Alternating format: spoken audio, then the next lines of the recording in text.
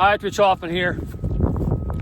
So the Judge Merchan, Juan Merchan, the judge in the New York case, trying to make a big deal out of a business identification and trying to throw Trump in jail over many counts of prosecution leveled against him. Everybody knows what the case is. I don't even think Trump needed to say much about it when the sentencing occurred on a Friday, about a week and so more than when Trump takes office for the second time. And so a lot of debate about what the whole reason the judge had the sentencing hearing to begin with, because it essentially said, we're going to fine you, we're going to sentence you formally as guilty of these crimes that were found against you and a jury of your peers, not hardly as peers. This is why it's so interesting. We're going to find you guilty. We're going to sentence you, but we're not going to give you any punishment because you're going to be back in power, and we want you to leave us alone. But we have to make all of our radical lawfare people happy by following through with this process, even though you're going to be the most powerful person in the free world, and we hope you don't come and hurt us. I would advise Mr. Trump to not be so compassionate on this. I know he wants to live and let live and do well by the best punishment, best revenge is to be successful. I get all that, but you also have to have punishment for crimes. And the way that those people leveled lawfare against a lot of innocent people, I'm thinking of Mike Lindell here, I'm thinking of Rudy Giuliani, I'm thinking of a lot of people, Trump included. Trump did a good job defending himself, has a lot of lawyers that can go fight this game, and it actually probably helped his wealth building than hurt it, even though the legal costs were extraordinary. Trump had built the whole thing up in a way that made it so that it was a practical business enterprise, and it probably helped him get reelected, although I never thought that he was not. I knew the day that he left office and got on that plane and flew away and Biden took over on Inauguration Day, January 20th, 2021. It was a very sad day. But I never thought 1 second that Trump was not coming back to office. And apparently I'm the only one that thought that. I thought it was quite clear that that was exactly how it was going to turn out. And it's exactly how it did turn out. And I don't think Trump needed to have these court cases and all this lawfare and all that. People wanted certain things done by the executive branch in the United States, and they took that away from us when they put Biden in place through election fraud to put Trump in, or remove Trump through a coup. For anybody to think that that was just people are going to go away and go back to sleep, they were just not being practical about it. Trump was going to win one way or the other.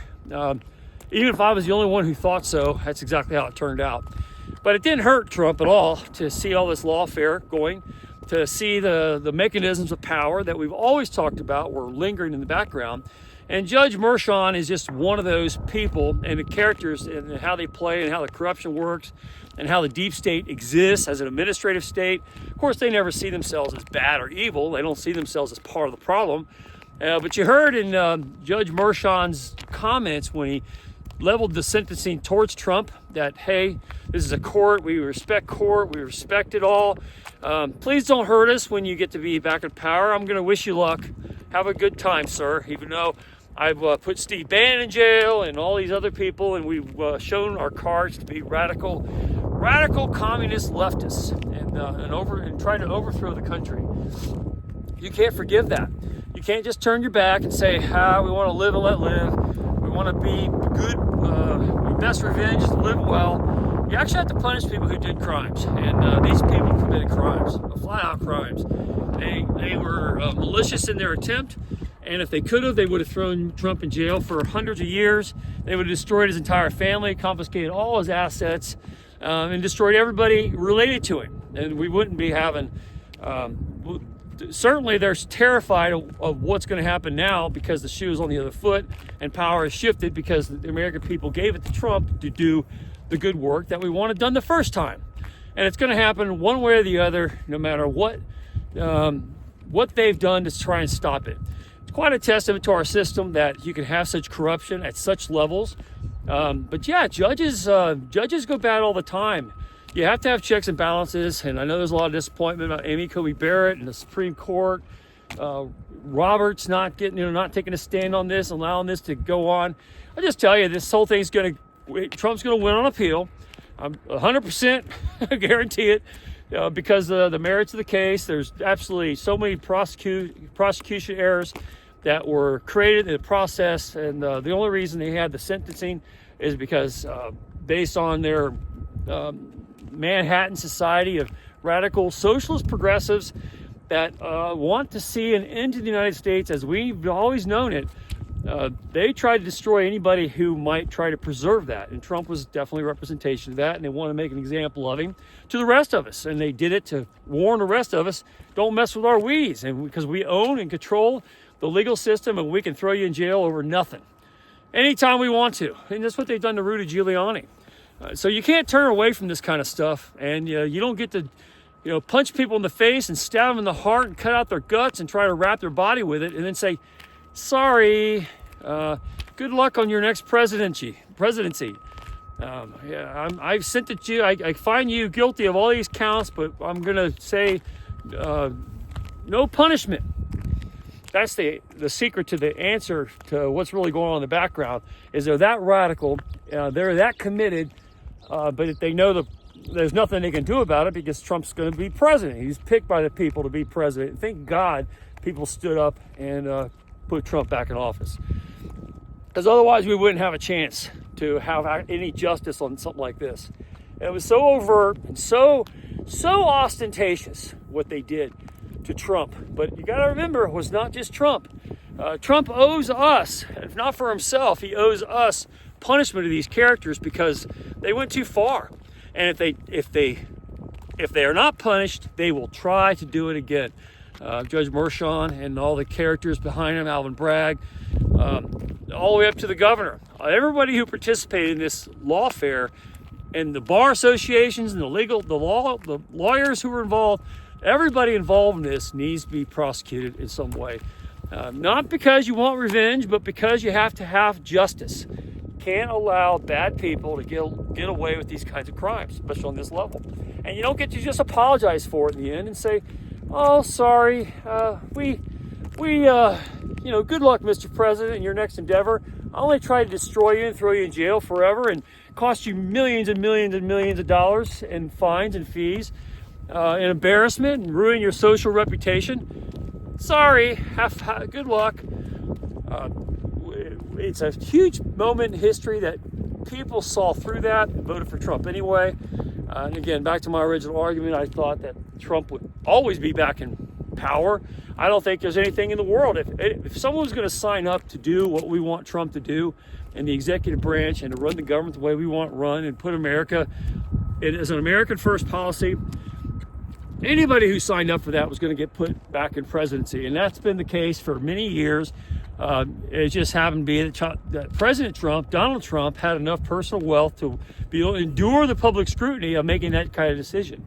But anybody who offer themselves in such a way is going to get a shot, because that's what people really want out of their elected officials.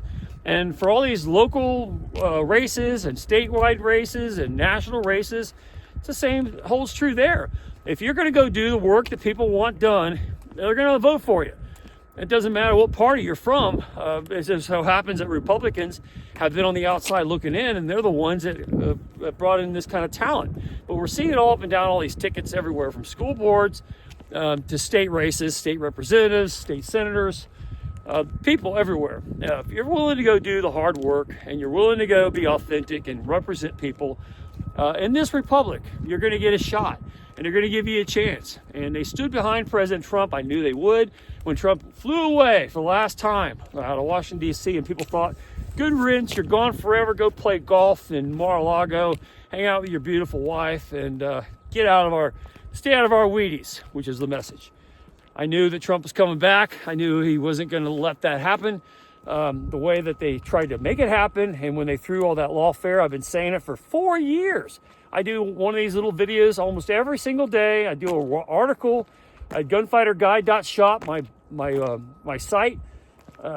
I do an article every day, and I've talked every day about it since then, that Trump was coming back. I did it from day one. I did it as recently as yesterday. It was never a thought in my mind that he would not be back and he would not be president. And it just took the rest of the world time to catch up. And you know why? Because people did not want a lawfare that gets out of control. They don't want people like Judge Merchan controlling their lives. They don't want prosecutors like Alvin Bragg, who's been put in place by people like George Soros, have this destroyed American world. We know what the fight's been. People know what's been really going on. And they put people like Trump. They voted for him the first time to do it. They voted for him again. And they see that this lawfare has been, if they can do it to Trump, they can do it to them. And we want to put a stop to it now. And Trump owes us to put a stop to it now, to make it so that these people get punished and never think about it in the future. And even 100 years from now, they'll be citing the cases and what happened to people like Judge Merchan because of what they did, and Alvin Bragg, and everybody involved in the lawfare needs to cower in fear from the ramifications of getting caught doing such diabolical acts against civilian populations when power gets spiraled out of control in the way that it has for a long time, for which Judge Merchan was a representative of. And yeah, judges go bad, and we should be able to criticize them. You go to the Bible, the book of Judges. They talk about a lot of judges that had a hard time, trying to replace kings with a judge and avoid having kings by having illegal judgeships. But then they're fallible. And if they don't have checks on their power, they spiral out of control. And Judge Merchan was certainly one of those. And now he's caught because the guy they tried to destroy is going to be president of the United States. And he has some regrets about it. But he still followed through with sentencing Trump to try and embarrass him and make a mockery out of his life to justify all that they've done up to this point. And they have to be punished for it. And Trump has to... it's okay to take the high ground, but you still have to inflict justice. And Trump's going to have the responsibility to make those people pay. And for all the people that have come up and been around Trump that have paid the price for those relationships just because they wanted to get to Trump, like Rudy Giuliani, like Steve Bannon, like Mike Lindell, many, many others, Sidney Powell, people's lives who they tried to ruin. And people like all of us. They've tried, if they could get a hold of us, they certainly would. So they all have to be punished, and you can't let it go. It's one thing to turn the other cheek. It's another thing to be a sucker. Don't be a sucker. Judge Merchan and the rest of them need to be punished. And they need to be punished in a way that ruins their lives, so it sends a message to all people in the future. Don't abuse the law with lawfare, and you better stand, especially if you're a judge, you better stand for justice and do it correctly. And don't turn it into a weapon, is what they clearly did with Trump. And what they did is totally unforgivable. And Trump has an obligation to stand behind justice, even if he personally wants to move on from it. Moving on doesn't help anybody. It only empowers those who are thinking to be the future Judge Merchants to use that power and authority in an abusive way in the future, which is what we have to prevent. If you don't stop it now, it'll go on forever. So Trump's going to be back in power. He's going to win on appeal. This whole case is going to fall by the wayside. But even though he's going to win this whole thing, and it's going to go down in history books as a miscarriage of justice, and he's going to look good in the final act of it, it's the intent you have to punish. It's the fact that these kinds of people thought it was totally appropriate to abuse our legal system for personal political power and to overthrow our country through our judicial system. That's a hostile act and an act of war, and they have to be punished accordingly. Hey, it's Rich Hoffman here. Share, subscribe, make tomorrow a better day. If you ever read my book, The Gunfighter's Guide to Business, I think you'll love it. Anyway, have a good day. See you later.